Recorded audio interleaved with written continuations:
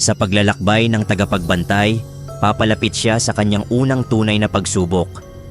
Sa ilalim ng malamig na liwanag ng buwan, alam niyang darating ang oras na kailangang harapin ang mga halimaw na mula pa sa pinakamalalim na bahagi ng gabi. Sa gitna ng kagubatan, nararamdaman niya ang presensya ng isang nilalang na hindi pangkaraniwan. Isang malakas at mabagsik na aswang ang naghihintay, isa sa mga general ng Haring Aswang. Sa kanyang paglalakad, napansin ng tagapagbantay ang kakaibang pagbabago sa paligid. Ang hangin ay tila naging mabigat at ang mga tunog ng kagubatan ay tahimik na para bang nagmamasid mula sa dilim. Hindi na bago sa kanya ang ganitong pakiramdam.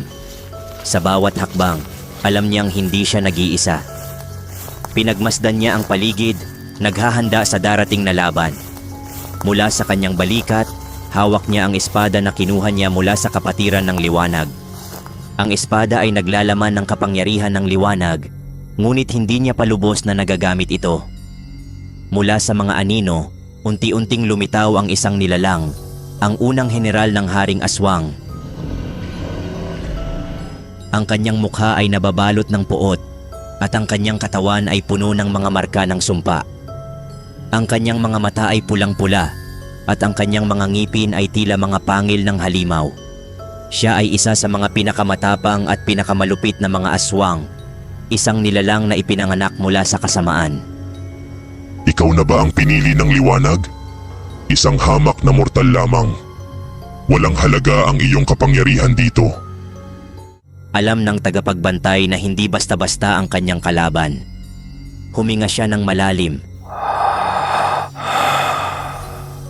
at pinakiramdaman ang kapangyarihang nagmumula sa kanyang espada. Sa isang iglap, sumugod ang aswang general. Mabilis at malupit ang kanyang mga galaw. Nagpalitan ng malalakas na hampas ang dalawa. Sa bawat atake ng general, naramdaman ng tagapagbantay ang lakas ng kanyang kalaban. Ang bawat galaw ay puno ng kadiliman at pangilabot. Ngunit hindi nagpatinag ang tagapagbantay. Mabilis ang kanyang mga galaw at gamit ang kapangyarihan ng liwanag mula sa kanyang espada, nakipagpalitan siya ng mga atake. Sa bawat galaw, nararamdaman niyang ang kanyang kalaban ay mas malakas kaysa sa kanya. Ngunit sa kanyang puso, may isang bagay na mas matindi. Ang pagnanais na iligtas ang kanyang asawa. Sa huling hampas ng aswang general, umatras ang tagapagbantay, ngunit biglang nagningning ang kanyang espada. Isang liwanag ang lumabas mula dito. Isang liwanag na kayang bumasag sa dilim.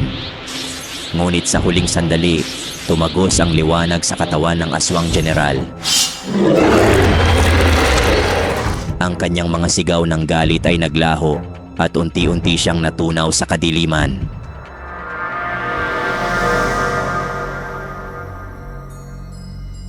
Huminto ang tagapagbantay, hingal at pagod. Alam niyang ito pa lang ang simula ng kanyang laban. Ang Haring Aswang ay higit pa sa kanyang kayang isipin, at higit pang mga general ang naghihintay sa kanya. Pagkatapos ng laban, tumingin siya sa kalangitan. Mula sa kabila ng mga ulap, isang munting liwanag ang kumikislap. Alam niyang hindi pa tapos ang kanyang misyon, ngunit isang bagong pag-asa ang nagniningning mula sa kanyang puso. Sa kanyang pagpapatuloy, alam niyang hindi na siya nag-iisa.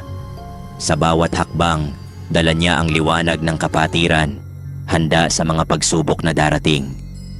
Sa unang laban ng tagapagbantay, nakita natin ang kapangyarihan ng kanyang mga kalaban. Ngunit mas matindi pa ang mga pagsubok na haharapin niya. Paano niya haharapin ang Haring Aswang? Abangan ang susunod na kabanata ng tagapagbantay, ang huling laban.